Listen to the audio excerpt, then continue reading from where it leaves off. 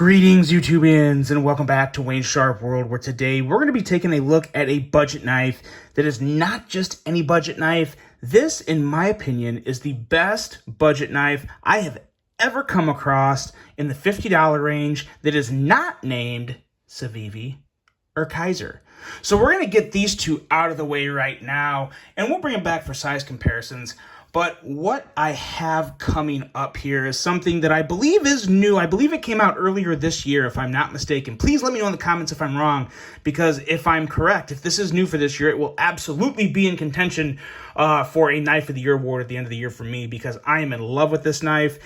It's almost impossible to beat this value at what it's coming in at and just how much I like it personally. And what we have here is the QSP Osprey.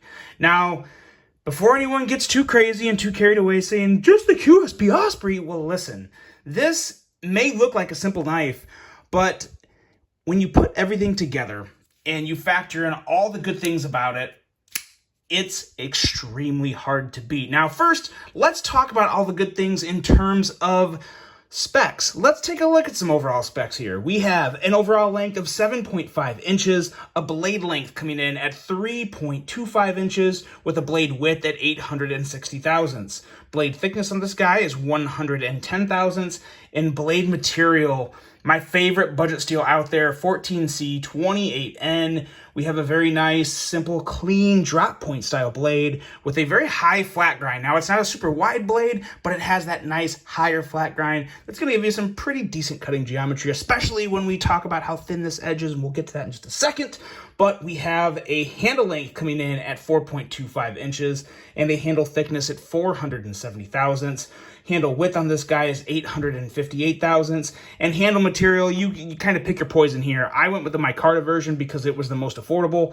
But we got micarta. You can get it in carbon fiber shred with like blue or red carbon fiber shred. You can get copper. You can get brass. Now, the copper, brass, and carbon fiber is a little more expensive.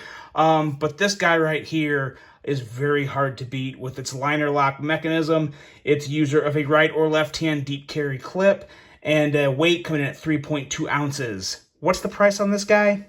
$53. Now, that's before any discount codes. If you find one of these at like White Mountain Knives, for example, you can use my WSW10 code, save 10%. And yeah, then you're under $50. You're pretty easily under $50. So phenomenal value when you look at everything that you have here. Let's take a look at some size comparisons real quick before I get into the actual detailed part of this review. Let's bring back that Civivi Elementum, and let's bring back that Kizer Genie, because they're two knives that, in my opinion, go match up pretty well with this knife.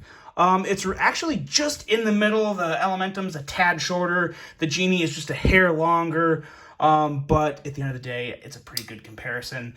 And in case you don't have a whole lot of budget knives, maybe you have some nicer mid-grade knives, here is the Hogue Deca, as well as your Benchmade Bug Out. Now, this really is, in my opinion, this is a very, very strong contender to either one of these knives in budget form. You have a nice, pretty slicey blade. You have good ergos. They all three of them have flat scales, so there's not a lot of contouring going on, about the same width. So a lot of similarities between these two knives right here. So some good comparisons for you. And now let's get into this blade and just start talking about it, because there's not a whole lot to say, but there is one thing that I really want to touch on that will be controversial to some, but to me, I put a little weight in this. So QSP, everybody knows about them. 14C28N. If y'all haven't heard of Transparent Knives, you probably should start following him on Instagram. He's just a really good dude to follow. He's very knowledgeable. He doesn't use bro science. He does phenomenal work, and he has good equipment that he tests the HRC of steels on. I can't remember the exact hardness, but I do remember recently he tested a QSP-made knife, and the hardness on the blade was higher than average. Now, that's a good thing. Now, of course, keep in mind, that's one guy doing one test. I know it's not anything definitive and nothing super official, but I put weight in what Transparent Knife says because I think he's a pretty smart dude. I think he does a really good job at educating himself, staying up to date, and just being full of legitimate knowledge. So when I hear someone like him saying that he finds QSP's 14C28N to be harder than average, harder than the average 14C28N, I do put a little weight in that. So I loved hearing that. And on top of that hardness in the 14C, you have a very slicey blade with an edge coming in at 16 thousandths behind the edge. Like I said before, you have a nice, pretty high flat grind. It's about as high as it can be without being a full flat grind, which is nice. And of course, you have a slightly thinner than average stock at 110 thousandths. Keep in mind the average stock and thickness on most common production knives is usually 120 thousandths. So just a hair thinner. That little bit of thinness, extra thinness combined with an edge at 16 thousandths. Yeah, it's going to be a nice slicey knife. Very nice edge out of the box and just a clean blade in general. All you have here is the 14C28N and the QSP logo that they actually placed very nicely on this one. It's perfect. I've had some issues in the past with QSP where the logo went into the grind area of the blade, which I wasn't a big fan of, but you don't have that here. You have, in my opinion, a perfectly executed blade that looks fantastic. Now, when you get into the ergos, again, this is another blade that ties in very well with the handle because you have nice jimping. You have an area here where you can choke up if you want. You don't have to. But it does feel good. It gives you that nice control. If you want to just move back and kind of just give it your common little grip here under the flipper tab, this also feels really good. Nice combination of thickness and width on this handle, and the bent over deep carry wire clip does a very good job of not having any hot spots. I love the way QSP made these. They have it nice and angled down here, and then they also have even the ramp area that lifts up for your hem, which is enough area for all the pants I have. It works just fine, but it does a really good job of flattening off and staying round and soft. So no hot spots whatsoever on this pocket clip. Really big fan. Probably my favorite. If not my favorite, it's one of my 2 or 3 favorite wire clips out there that QSP makes. They've had them on a couple Finch knives as well that I just really loved. The one thing that's not spectacular about this knife is the quality of micarta. Now, don't get me wrong, I would rather have micarta like this than micarta that's falling apart because this is definitely a nice, firm, solid micarta. It almost feels a little more towards like the G10 side than actual micarta, but it does have a nice amount of tackiness.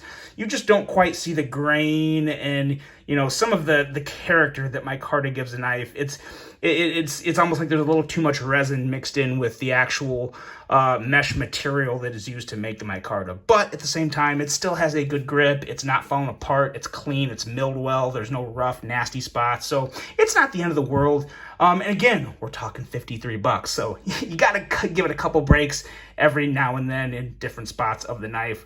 But overall, it is a fantastic handle that feels very good in hand, and you have pretty good access to the liner lock. Not the best, but it's very doable. And when you get into that action, fantastic action. Now, this is not drop shut action. You got to give it a shake or two to close it, but you know what?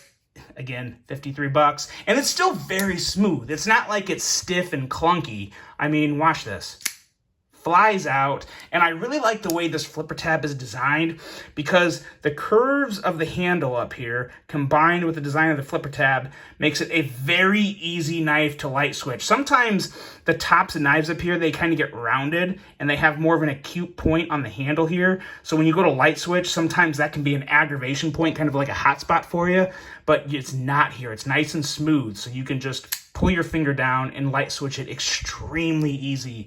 Effortless light switch action on this, which I really like. But you guys know I prefer the push button, and you can easily push button this blade just as fine. It rockets out with a very nice, satisfying thwack. Really, really like the sound on this. Just a real crisp, excellent detent, and very, very nice thwack. So yes, the thwack does matter. But at the end of the day, what you have here, and I'm going to stand by it, and this is going to be a hard one to beat for the price. This is easily, and I mean easily, one of the best knives I've ever come across in the $50 range. At $53, it's a steal. If you can get it somewhere with a discount code and save 10% and get it for $48, yeah, you would be a fool to pass up on this knife. sorry, no offense, but this is fantastic. One of the best budget knives I've ever come across. And let me know. I could have swore it came out earlier this year. It just took me a while to get it. But part of me thinks it may have come out at the end of last year. But let me know. I could have swore it came out in spring or like late winter this year, like February or March, something like that. But regardless, let me know. Let me know what you guys think of this. I know a lot of people are QSP fans. If you are a QSP fan and you have not experienced this Osprey, you have got to get on it because it is worth every penny of $53. And even if you're not a QSP fan, check it out, look it up, because you will not regret it. As long as you're okay with a good flipper, this is the one for $50. Phenomenal knife, QSP, very well done. Let me know what you guys think of this. Really hope you enjoyed it. Hope you have a great rest of your day. And until the next one, I'm out.